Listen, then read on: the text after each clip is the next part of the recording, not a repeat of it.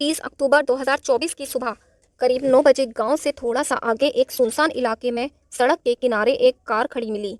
सुबह का वक्त था, लोग खेतों की तरफ आ जा रहे थे, तो कुछ लोगों की नज़र उस गाड़ी पर पड़ी। अब लोगों को शक होने लगा कि आखिर ये गाड़ी इतनी देर से यहाँ क्यों खड़ी है। इसलिए लोगों ने सोचा कि एक बार पास चलकर देखना चाहिए। तो जैसे ही वह लोग कार के पास पहुंचे तो उनका दिल जोरों से धड़कने लगा, क्योंकि बाहर से खून के धब्बे साफ दिखाई दे रहे थे, जो कि सूख चुके थे। फिर भी जब लोग हिम्मत करके कार के अंदर झांकते हैं तो उनकी आंखें फटी की फटी रह गईं, क्योंकि ड्राइविंग सीट पर एक युवक बैठा था जिसका सिर स्टीयरिंग पर झुका हुआ था और उसके कपड़े खून से लथपथ थे। इसके बाद डर के मारे कांपते हुए उन लोगों ने जैसे ही पीछे सीट पर नज़र डाली तो उन्होंने देखा कि पीछे वाली सीट पर भी एक लाश पड़ी थी। यह लाश किसी लड़की की थी। कार के अंदर का यह नज़ारा देखकर तभी उन लोगों में से एक इंसान ने पुलिस को फ़ोन कर दिया। अब सूचना मिलते ही पुलिस भी तुरंत क्राइम सीन पर पहुंच गई और पहुंचते ही अपनी इन्वेस्टिगेशन में लग गई। दरअसल कार के अंदर जो डेड बॉडी थी उसे गोली मारी गई थी। अब तक वहां काफ़ी भीड़ इकट्ठी हो चुकी थी। पुलिस भी लगातार यह जानने की कोशिश कर रही थी कि आखिर दोनों डेड बॉडी किसकी है और इन्हें यहाँ पर क्यों मारा गया है। लेकिन जब उन्हें कोई सुराग नहीं मिल रहा था तो वहाँ लोगों से भी इंक्वायरी की गई, लेकिन फिर भी कोई इन्फॉर्मेशन नहीं मिली। पर जब पुलिस वाले कार के अंदर की तलाशी ले रहे थे तो उन्हें डैशबोर्ड से उस कार की आरसी और बीमा के डॉक्यूमेंट्स मिले। साथ ही कार के अंदर से एक प्रसाद का डिब्बा भी मिला। गाड़ी के कागजात से पता चला कि वह कार किसी रामबरन नाम के व्यक्ति की थी, जो धौलपुर का रहने वाला था। यह जानकारी सामने आते ही पुलिस ने उन दोनों बॉडीज़ को पोस्टमार्टम के लिए हॉस्पिटल भेज दिया और पुलिस की एक टीम तुरंत कार के मालिक रामबरन की तलाश में निकल गई। इसके बाद पुलिस ही जैसे रामबरन की तलाश करते हुए उसके घर पहुंची तो रामबरन अपने घर पर ही मिल गया। पुलिस ने उससे पूछताछ की तो उसने बताया कि उसकी गाड़ी उसका भांजा विकास लेकर गया था, जो अपनी वाइफ दिशा के साथ करौली माता के दर्शन पर निकला था। अब पुलिस के लिए यह मामला और डिफ़िकल्ट हो गया कि जिन दो लाशों की पहचान नहीं हो रही थी, असल में वो विकास और उसकी वाइफ दीक्षा की थी। पुलिस ने यह इन्फॉर्मेशन विकास के घर वालों को भी दे दी। विकास के घर यह सूचना मिलते ही वहां मातम छा गया। लेकिन इन्वेस्टिगेशन सबसे बड़ा क्वेश्चन अभी भी बरकरार था कि अगर ये दोनों मंदिर दर्शन के लिए गए थे तो उनका मर्डर किसने और क्यों किया। पुलिस ने इस बारे में घर वालों से पूछताछ की, लेकिन किसी ने भी कुछ नहीं बताया और ना ही किसी पर पुलिस को कुछ शक हुआ और ना ही फैमिली में किसी से कोई दुश्मनी की बात सामने आई। अब पुलिस को किसी और एविडेंस की तलाश थी जिससे इस डबल मर्डर केस का सामने आना बाकी था। इन्वेस्टिगेशन में यह भी पता चला कि अभी 10 महीने पहले ही विकास और दीक्षा की शादी हुई थी और दोनों काफ़ी खुश थे। अब पुलिस को यहाँ से कोई ख़ास एविडेंस नहीं मिले थे, तो पुलिस ने करौली माता के मंदिर से छानबीन करने का फैसला शुरू किया। इतना ही नहीं बल्कि विकास और दिशा के मोबाइल की सीडीआर भी निकलवाई गई। साथ ही करौली पुलिस ने 100 से भी ज़्यादा सीसीटीवी फुटेज खंगाले तो सीसीटीवी कैमरे में पति पत्नी के साथ एक और युवक दिखाई दिया, जिसकी पहचान ईट गांव के धौलपुर सिटीजन चमन खान के नाम पर हुई।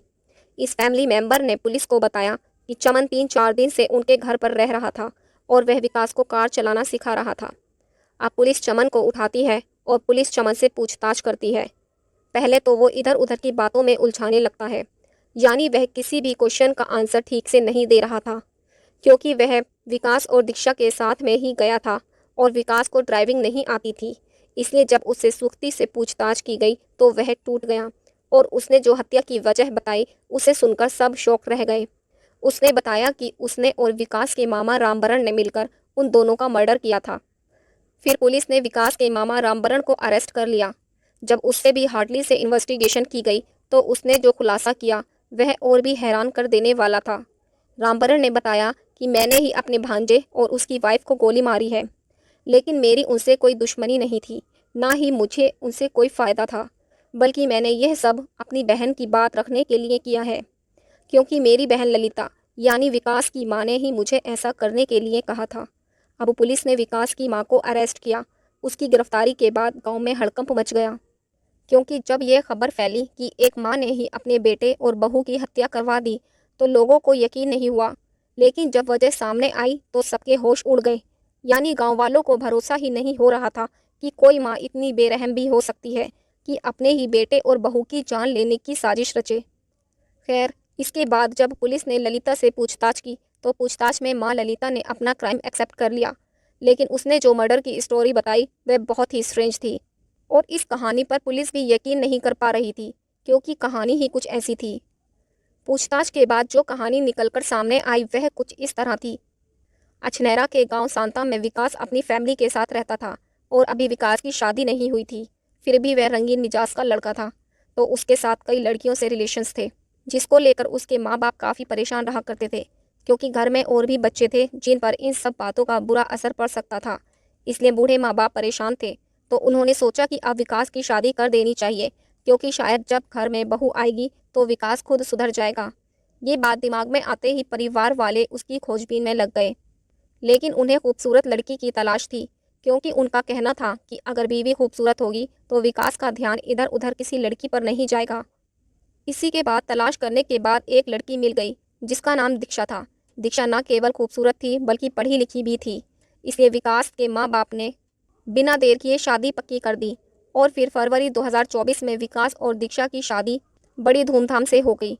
अब बहू के घर में आने के बाद सब कुछ ठीक चल रहा था, लेकिन घर वालों ने देखा कि शादी के बाद भी विकास में कोई बदलाव नहीं आया, बल्कि वे पहले से भी और ज़्यादा अय्याशी करने लगा है, जिसकी वजह से एक दिन तो हद हो गई कि विकास की मां ने खुद उसे एक लड़की के साथ आपत्तिजनक हालत में देख लिया। यह देखकर उनके होश उड़ गए। इसके बाद उसने सोचा कि इस बात को वो उसकी पत्नी दीक्षा को बता देगी, क्योंकि वह उसकी पत्नी है, इसलिए शायद वही कोई रास्ता निकाल ले।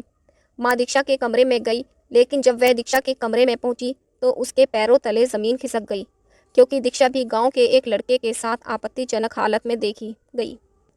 यह नज़ारा देख माँ को चक्कर आ गए। बस यहीं से उसने तय किया कि अब वो बेटे और बहू को नहीं छोड़ेगी, क्योंकि घर में और भी बच्चे थे जिन पर यह सब बहुत गलत प्रभाव डाल सकता था, क्योंकि विकास की आदतें सुधरने वाली नहीं थी और उसे सुधारने के लिए जिसे लाया गया था वह भी खुद भी इस सब में लीन थी। इसलिए माँ ने अपने भाई रामबरण के साथ मिलकर एक खौफनाक प्लान बनाया।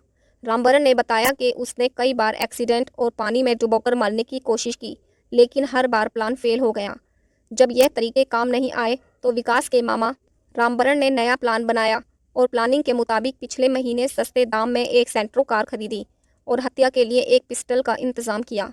इसके बाद गाड़ी से विकास और दीक्षा को मारने का सही जगह और सही वक्त खोजने लगे। साथ ही मामा रामबरण ने अपने भांजे को मारने के लिए अपनी गाड़ी के ड्राइवर चमन खान को भी इस साजिश में शामिल कर लिया और उसे पैसे का लालच देकर इस काम में मदद करने के लिए तैयार कर लिया। प्लान के तहत रामबरण और चमन खान द्वारा गदी बाजना मासलपुर से कई सुनसान इलाकों तथा रोड के नज़दीकी आसानी से दुर्घटना किए जाने का प्लान बना और साथ ही उन सभी रास्तों की रेकी की गई। फिर करीब 6 दिन बाद रामबरण ने अपनी सेंट्रो गाड़ी को लेकर चमन खान को विकास के गांव सांता भेज दिया। चमन खान ने सेंट्रो गाड़ी से विकास और उसकी पत्नी दीक्षा को एक्सीडेंट में मारने का प्लान बनाया, लेकिन चमन खान एक्सीडेंट का सही स्थान मिलने से अपने अपराध को सफल नहीं कर पाया। चमन किसी भी योजना में सफल नहीं हो रहा था, तो रामबरण ने चमन से फ़ोन पर बात की और कहा कि तुम विकास और उसकी पत्नी दीक्षा को कैला देवी मंदिर घुमाने के बहाने ले जाओ और वही रास्ते में मिल जाएगा। इसके बाद चमन खान ने विकास और उसकी पत्नी दीक्षा को कैला देवी घुमाने के बहाने बनाया और 29 दिसंबर को उन्हें साथ लेकर कैला देवी के लिए निकल पड़ा और रास्ते में उसने रामबरण को फ़ोन करके बता दिया कि सब कुछ प्लान के मुताबिक चल रहा है। इसके बाद फिर शाम होते होते विकास और दिशा ने कैला देवी के दर्शन किए।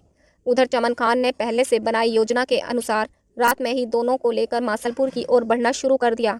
दूसरी तरफ रामबरण भी अपने गांव ईटा जिला धौलपुर से निकल गया। उसने अपने साथ एक इको गाड़ी और हथियार ले लिए और मासलपुर पहुंचने से पहले उसने चमन को सख्त हिदायत दी कि विकास और दिशा को किसी भी हाल में शक नहीं होने देना चाहिए, यानी सब कुछ ऐसे दिखाना है जैसे वो सच में घूमने निकले हैं। अब हत्यारा रामबरण मासलपुर कस्बा से थोड़ा आगे बढ़ रहा और मोड़ के पास एक इको गाड़ी को लेकर खड़ा हुआ मिला और वहां आरोपी चमन खान को गाड़ी रोककर अपनी इको गाड़ी के पास बुलाया और एक कट्टा और कारतूस दिए। साथ में विकास और दीक्षा को शूट करने के लिए कहा। इस पर चमन खान ने प्लान के मुताबिक विकास को ड्राइवर सीट पर ड्राइव करने के लिए बैठा दिया और खुद आगे वाली सीट पर बैठ गया। विकास गाड़ी चलाता रहा और प्लान के मुताबिक विकास को साइड से कट्टे से शूट करना था, लेकिन चमन खान वारदात को अंजाम नहीं दे सका। फिर कुछ दूरी पर भोजपुर गांव से आगे चमन खान ने बहाना बनाकर विकास से गाड़ी को रोड पर रुकवा लिया और खुद गाड़ी के बोनट की तरफ चला गया। तभी पीछे पीछे रामबरण इको गाड़ी से आया और थोड़ी दूर पीछे गाड़ी रोक ली। फिर रामबरण हथियार गाड़ी के पास लेकर आया और दोनों ने मिलकर विकास और दीक्षा को गोली मार दी। इसके बाद उन्हें सेंट्रो गाड़ी में ही छोड़कर वहां से चले गए। लेकिन पुलिस ने छानबीन कर अब सभी आरोपियों को पकड़ लिया और जेल भेज दिया। अब उम्मीद है कि उनके किए की उन्हें सज़ा ज़रूर मिलेगी। तो दोस्तों, यह पूरी घटना यह दिखाती है कि कभी कभी पारिवारिक मामलों को सही तरीके से ना सुलझाने पर हालात कितने भयानक हो सकते हैं। अब माँ बाप का प्यार अपने बच्चों के लिए बेशुमार होता है, लेकिन जब शक और आत्मसम्मान बीच में आ जाए तो यही प्यार विनाश का कारण बन सकता है। आप लोगों की क्या राय है, कमेंट बॉक्स में ज़रूर बताएं। ऐसी ही सच्ची घटनाएं सुनने के लिए हमारे चैनल को सब्सक्राइब करें। धन्यवाद।